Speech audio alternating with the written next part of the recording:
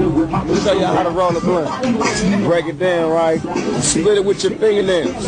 Don't use a knife, don't use a razor blade. Split it with your fingernails. You break it down with your fingers. You gotta keep it all natural, right? Once you get it all broke down like that there, right? Get it all in there, right? Use your fingers like this and you got to roll it. You can't just fold it. That's why they got sloppy blunts. You got to roll it like you roll a little joint, you know? Put your finger up like that, close it off at the points. We got us a blunt. It's there. All you got to do now is lick it. Now this is the important part. You don't want to drown it. You just want to lick it. Look. Here. When I close this, it's going to be a blunt. Check it. Bust it. We got us a fat ass blunt right here. It's all good. How you like that? I just taught y'all how to roll the blunt. Now y'all take it to the next nigga and teach him how to roll one. If I see y'all smoking that white shit, I'm gonna be hot. Smoke brown, black for black.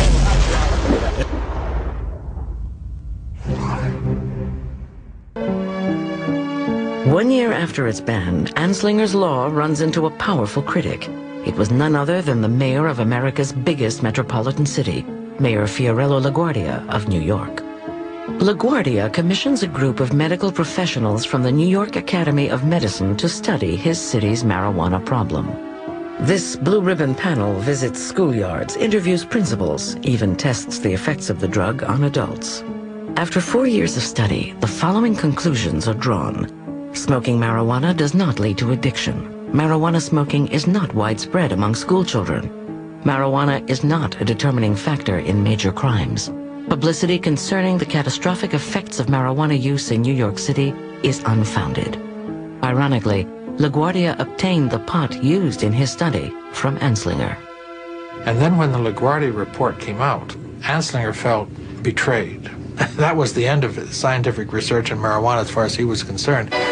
No matter what the scientific basis for LaGuardia's study, he is pressured to toe the party line. In the Big Apple, marijuana will remain an illegal drug. Through World War II, marijuana arrests drop. But ever wise to the power of the press, Anslinger begins targeting celebrities and musicians to grab headlines. He arrests jazz drummer Gene Krupa for possessing marijuana, who spends 87 days in jail. Actor Robert Mitchum is busted, and his career is almost shattered after he's arrested at a pot party. But there will be new drugs to combat. One other, legal for the time being, is making history on the battlefields of World War II. Of all the new technologies Germany uses in the Second World War, one touches the common soldier and the Führer alike.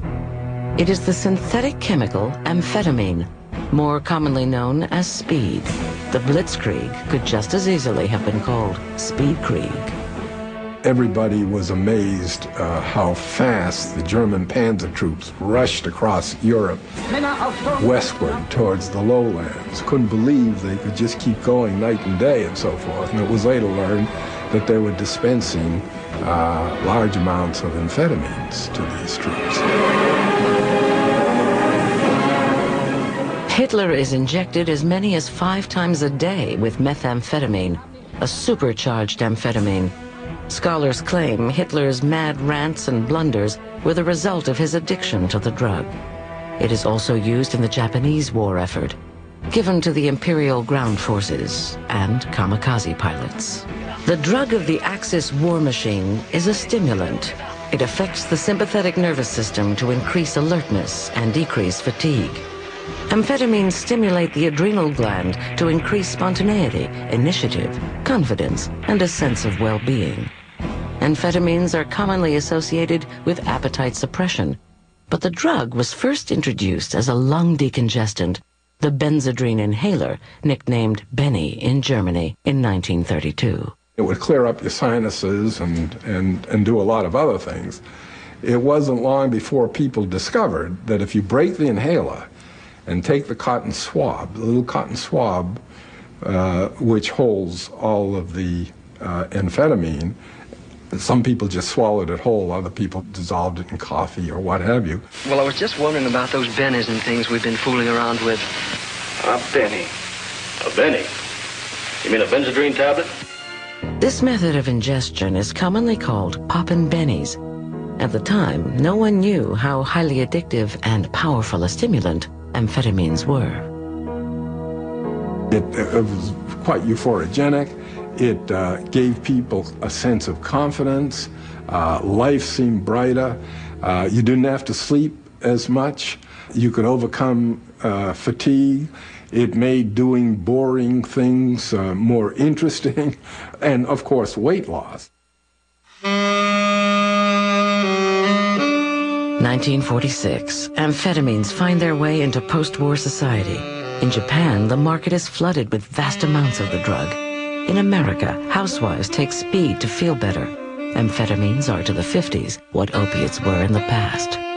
Truck drivers take them to stay up for days, like dock workers who once used cocaine to work through the night. And artists and writers who used laudanum a century ago now pop bennies for kicks and inspiration. Like author Jack Kerouac, while popping Benzedrine, he writes On the Road in 20 Days in 1955.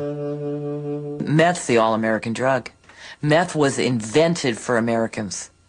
It really embodies all of the values that we hold dear.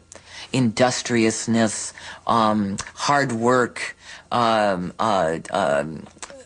basically enthusiasm for accomplishing tasks. It was the most widely prescribed drug in America's history. The appeal of amphetamines cuts across all walks of life.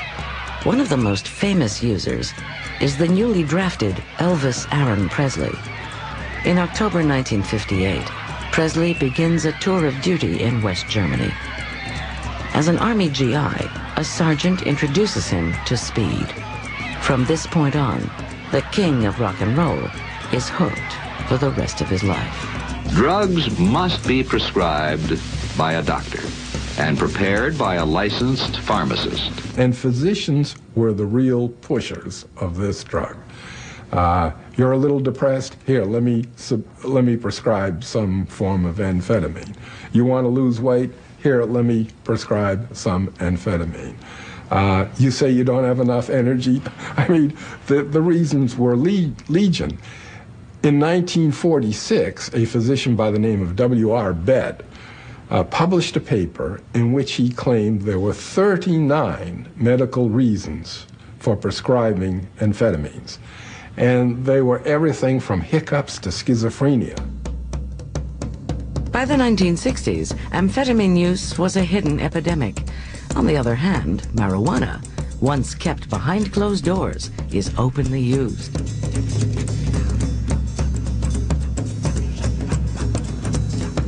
Unlike methamphetamine, a legal drug, marijuana has been outlawed by the Marijuana Stamp Act of 1937.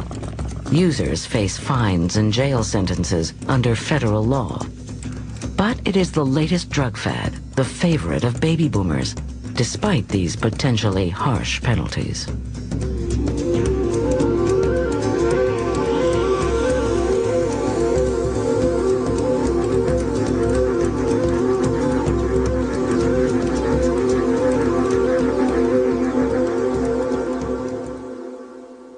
Marijuana is kind of a hybrid. It has some features that are like LSD. It also doesn't produce physical dependence, and it doesn't produce overdose deaths. And the fact that it doesn't do those two things makes it seem like it's not, quote, an addictive drug. It has an appeal to people who are smart and who are interested in going beyond the conventional boundaries of their behavior. 33 years after the Marijuana Tax Act, its constitutionality was questioned in the Supreme Court. The man who led the charge to change the law was the man who told a generation to tune in, turn on, and drop out. Timothy Leary. Timothy Leary, the LSD guru, argued that in order to get the license, one had to break the law. In other words, one had to have the marijuana before you got the license, and therefore you were already in violation of the law, and therefore getting the license was simply self-incrimination. The Supreme Court agreed with him and overturned the law. In the slam of a gavel, the federal law that banned marijuana vanished. Until 1914, most people believed the Constitution upheld one's right to ingest any substance one wanted. Besides, a drug that made you feel better was perceived as good. But by 1970, recreational drug use was perceived as bad, and Congress didn't consider the right to use drugs a right protected by the Constitution, and banned marijuana in the Controlled Substance Act of 1970.